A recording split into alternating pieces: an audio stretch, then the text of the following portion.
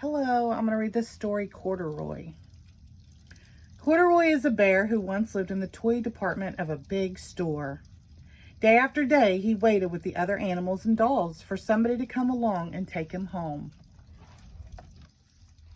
The store was always filled with shoppers buying all sorts of things, but no one ever seemed to want a small bear in green overalls. Then, one morning, a little girl stopped and looked straight into Corduroy's bright eyes.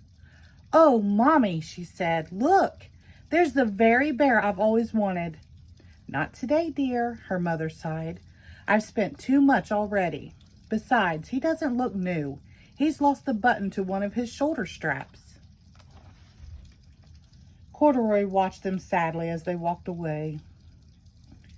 "I didn't know I've lost a button," he said to himself. "Tonight I'll go see if I can find it." Late that evening, when all the shoppers had gone and the doors were shut and locked, Corduroy climbed carefully down from his shelf and began searching everywhere on the floor for his lost button. Suddenly, he felt the floor moving under him. Quite by accident, he had stepped onto an escalator, and up he went. Could this be a mountain, he wondered? I think I've always wanted to climb a mountain. He stepped off the escalator as it reached the next floor, and there, before his eyes, was the most amazing sight. Tables and chairs and lamps and sofas, and rows of beds. "This must be a palace," Corduroy gasped. "I guess I've always wanted to live in a palace."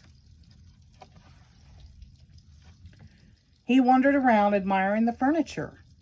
"This must be a bed," he said. "I've always wanted to sleep in a bed." And he curled onto a large, thick mattress.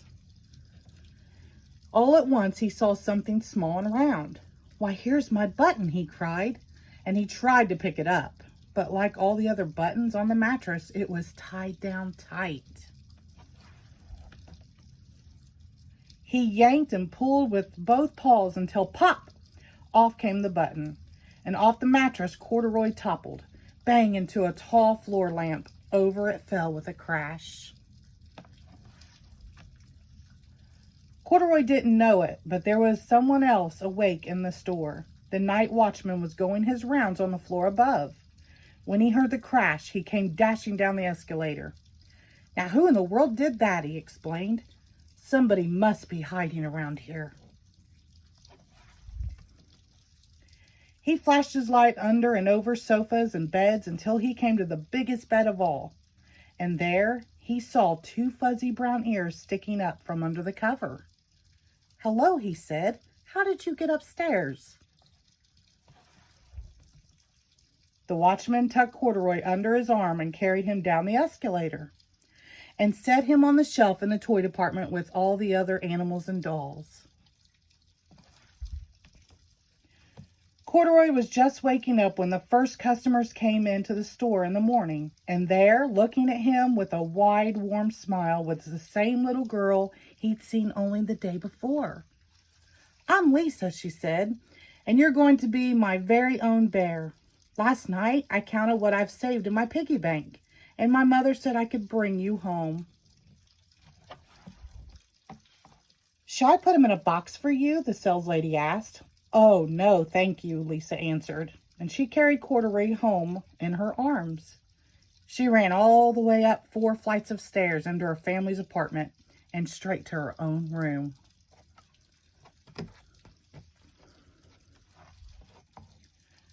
Corduroy blinked. There was a chair and a chest of drawers, and alongside a girl-sized bed stood a little bed just the right size for him. The room was small, nothing like that enormous palace in the department store. "This must be home," he said. "I know I've always wanted a home."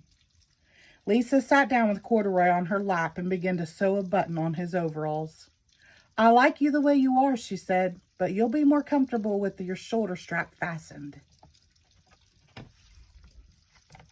"You must be a friend," said Corduroy. "I've always wanted a friend." "Me too," said Lisa, and gave him a big hug. The end. Thank you.